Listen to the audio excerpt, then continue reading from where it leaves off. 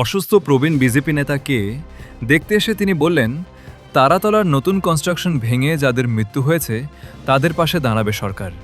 পাশাপাশি যারা এই কনস্ট্রাকশনে দুর্নীতি করেছে তাদের কেউ গ্রেপ্তার করবে। অসুস্থ বিজেপির প্রবীণ নেতা শেখর ব্যানার্জিকে দেখতে তার বাড়িতে এলেন রাজ্য সভাপতি শ্রমিক ভট্টাচার্য। তিনি শেখর ব্যানার্জি এবং তার পরিবারের সঙ্গে কথা বলেন, পাশাপাশি শেখর ব্যানার্জির শারীরিক খোঁজ খবর নেন। সাংবাদিকদের প্রশ্নের জবাবে তিনি বলেন, তারাতলার নতুন কনস্ট্রাকশন ভেঙে যাদের মৃত্যু হয়েছে তাদের পাশে দাঁড়াবে সরকার। পাশাপাশি যারা এই কনস্ট্রাকশনে দুর্নীতি করেছে তাদেরকেও গ্রেপ্তার করবে। পাশাপাশি বিভিন্ন তৃণমূলের নেতাদের অভিযোগের ফাইল এখনও বন্ধ। সেই বিষয়ে তিনি বলেন, তৃণমূলের নেতারা এত দুর্নীতি করেছে তাদের সকলকে গ্রেফতার করতে হলে ব্রিগেড ভাড়া করতে হবে, তবে সবাই সাজা পাবে। গতকালকে তারাতলায় যে ঘটনা ঘটেছে, যারা মারা গেছে এবং যারা আহত তাদের কি ক্ষতিপূরণের ব্যবস্থা করবে রাজ্য সরকার?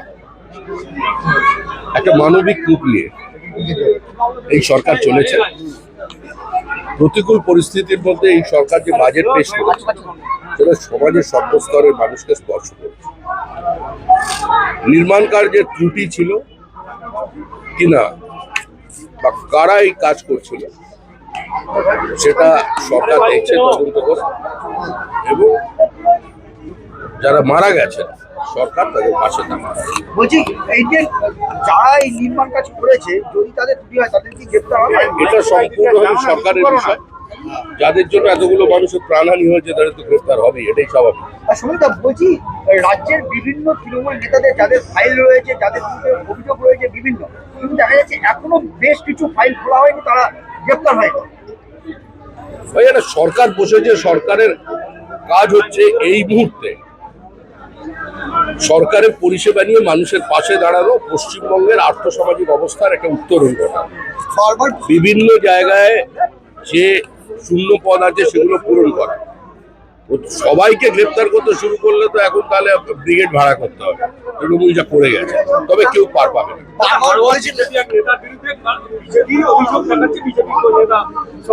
তাদের দাবি যে হাড়োয়া থেকে বিভিন্ন রকমভাবে হেনস্থা করা হচ্ছে বিজেপি কর্মীদের, যারা পুরানো এবং তৃণমূলের যারা সদস্য ছিল তাদেরকে দলে নিয়ে এসে হুমকি দেওয়া হচ্ছে এবং ভয় দেখানো হচ্ছে। আমার জানা নেই ব্যাপারটা। আপনি বারবার বলছেন তৃণমূলীকরণ হবে না, কিন্তু মানুষ মৃত্যু হচ্ছে, তৃণমূলীকরণ হচ্ছে, এই বিষয়টা কি বলবো? তৃণমূলকরণ বিজেপির হবে না, হবে না, হবে না, এটাই শেষ কথা। তৃণমূলের সংস্কৃতির বিরুদ্ধে পশ্চিমবঙ্গের মানুষ আমাদের জিতিয়েছে।